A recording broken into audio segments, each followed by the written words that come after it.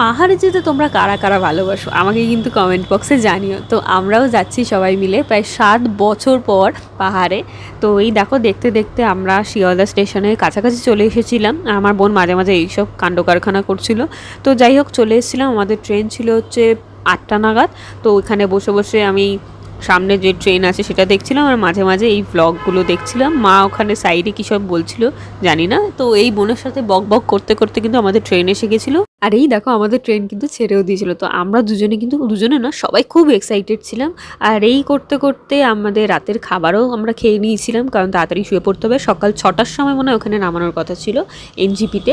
আমাদের কিন্তু হোটেল থেকেই গাড়ি পাঠিয়েছিল, আমরা সেটাই বুক করেছিলাম। তো এই দেখো আস্তে আস্তে আমরা কিন্তু দার্জিলিংয়ের দিকে যাচ্ছিলাম।